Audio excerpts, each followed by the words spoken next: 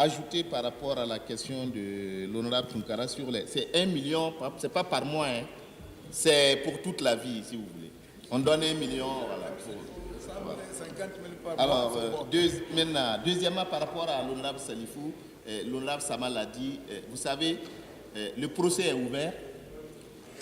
Le cas de Salifou n'est pas un cas de violation des droits de l'homme, contrairement à ce que l'honorable de la Gambie a dit. Quelqu'un a accusé, un procès est ouvert, nous attendons donc la fin du procès, et si à la fin du procès, Salifou est relaxé, même au niveau de l'Assemblée nationale, il peut reprendre sa place et il peut revenir ici. Actuellement, il est en liberté, il est chez lui et il vient répondre au procès. C'est parce que le procès est ouvert qu'il ne peut plus venir au Parlement de la CEDEAO. Sinon, avant, même en étant en liberté provisoire, il venait quand il y avait les sessions. Mais avec l'ouverture du procès, vous conviendrez que ce serait difficile pour un juge de donner une autorisation à quelqu'un pour voyager pendant qu'il est en procès. L'honorable Martina voulait savoir pourquoi un référendum pour modifier notre constitution. Alors, pour changer même, pour répondre à cette question, il faut comprendre 3 choses. Première chose, ce sont les modes de modification de la constitution. Il y en a 2 chez nous, par voie parlementaire ou par voie référendaire. Ensuite, il y a les types de modifications. Il y en a 2 également. Les légères modifications, quand on veut changer 1 ou 2 articles, ou les changements totaux. Dans notre cas, c'est un changement total de constitution. Nous voulons passer de la 4e République à la 5e République. Et la Constitution elle-même définit son mode en ce moment. Quand c'est un changement total de constitution, on ne peut plus passer par la voie référendaire et par la voie parlementaire, il faut passer par la voie référendaire. Et enfin, troisième chose qu'il faut savoir, c'est les missions de la Constitution. Première mission, c'est définir la nature du régime. Une constitution est faite pour ça. Définir la nature du régime, soit parlementaire, semi-présidentiel, présidentiel, etc. Deuxièmement, c'est définir les institutions et les relations entre elles. Assemblée nationale, gouvernement, justice, médias, etc.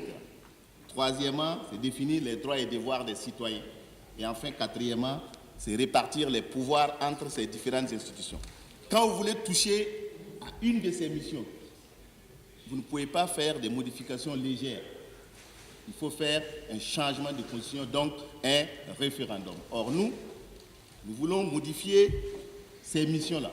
Nous voulons revoir la nature de notre régime, qui aujourd'hui est semi-présidentiel. Nous voulons revoir les pouvoirs entre les différentes institutions. Nous voulons accorder plus de pouvoir au Parlement. Donc, dans ce cas, nous ne pouvons pas faire de légères modifications. Il faut forcément faire un changement de constitution, donc un changement de république, donc par voie référendaire. Je crois que c'est bien compris. L'honorable Stephen voulait comprendre un peu ce que c'est que les éco-villages. Alors, nous sommes en train de faire une expérience inédite en Afrique, sinon dans le monde.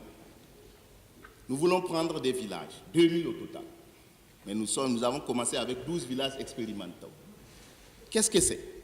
Nous voulons que dans un village, le village soit indépendant du pouvoir central, sur tous les plans. L'énergie, l'économie, l'environnement, tout. Vous savez, mais cette indépendance-là doit se faire à travers ce que nous appelons les économies vertes, c'est-à-dire en privilégiant donc les aspects environnementaux. Dans les villages au Burkina, nous avons le soleil. À travers le soleil, avec le soleil, nous pouvons produire de l'énergie pour le village, nous pouvons produire du gaz pour le village, nous pouvons produire, etc., etc. Donc déjà, sur ce plan, le village va être autonome, indépendant. Avec cette énergie renouvelable, énergie saine, énergie éco-environnementale, le village pourra produire sain. Voilà un peu l'idée que nous voulons faire. Et ces 12 villages sont en expérimentation et nous espérons que dans les années à venir, en tout cas, beaucoup de villages vont emboîter les pas et cette expérience pourra certainement servir aux pays membres de la CEDEAO. Alors, l'honorable Philomena se demande pourquoi il y a une contradiction entre ce que nous avons dit en matière de paix, le Burkina est en paix, et la fermeture des écoles 407 liées aux attaques terroristes dans le Sahel. Alors, il n'y a pas de contradiction. C'est vrai, le Burkina est en guerre, mais le Burkina est en paix. Parce que la paix, ce n'est pas l'absence de guerre, ou ce n'est pas l'absence... Voilà. C'est Houphouët-Boigny qui l'a dit, je pense. Nous sommes en guerre, pas contre un pays voisin ou contre un autre pays, mais nous sommes en guerre contre des groupuscules, des bandits armés qui veulent déstabiliser le Burkina, qui est jaloux justement de la stabilité et de la paix qui règne au Burkina. Nous sommes en guerre, pas entre nous, pas contre nous-mêmes, mais contre justement des groupuscules qui s'en prennent au Burkina et principalement au nord du pays. Alors, cette guerre que nous voulons conjoncturelle, parce qu'elle va être conjoncturelle, elle n'est pas structurelle. Le Burkina n'a jamais connu ce genre de situation et nous pensons qu'elle va être conjoncturelle. Nous allons y arriver, nous allons vaincre ces terroristes-là. Cette guerre fait des victimes au nord, notamment au Sahel, où des classes sont fermées, où des postes de santé sont fermés, parce que les infirmiers, les maîtres se sentent en insécurité. Mais c'est des fermetures momentanées. Et le gouvernement apporte des réponses adéquates. Premièrement, il y a ce que nous avons appelé le programme d'urgence du Sahel, plus près de 400 milliards que le gouvernement l'année passée a décidé d'investir dans cette région du Sahel. Parce que vous savez comme moi, le terrorisme, le terreau du terrorisme, c'est la pauvreté. Il faut sortir nos populations de la pauvreté. Il faut sortir nos populations de l'analphabétisme. En ce moment-là, vous pouvez vaincre ce terrorisme-là. Une réponse aussi, ce sont, récemment, il y a à peine 2 semaines, le chef d'état-major des armées s'est déplacé dans cette région pour aller apporter le soutien, d'abord aux forces de défense et de sécurité présentes dans cette région, mais aussi aux fonctionnaires qui sont dans cette région.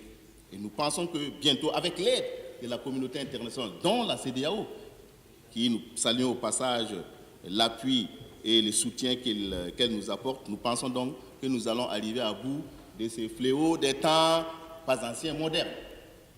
L'honorable vice-président s'inquiète de l'usage des décrets dans notre démocratie.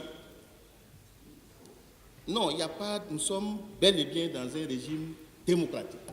Je rappelle que le Burkina était la première démocratie en Afrique de l'Ouest. On organisait des élections dans les années 70, avec un second tour. La première fois en Afrique, il y a eu un second tour, c'est au Burkina. Le président sortant était en ballottage contre un candidat inconnu et méconnu du public. Mais il faut savoir qu'il y a 2 actes dans les pays, dans les démocraties. Il y a les actes législatifs, c'est les lois que les parlements votent. Et il y a les actes réglementaires, ce sont les décrets, les arrêtés et les circulaires. Les décrets, arrêtés, circulaires sont du domaine du gouvernement, de l'exécutif. Et les actes législatifs sont du domaine du Parlement. Je vous remercie.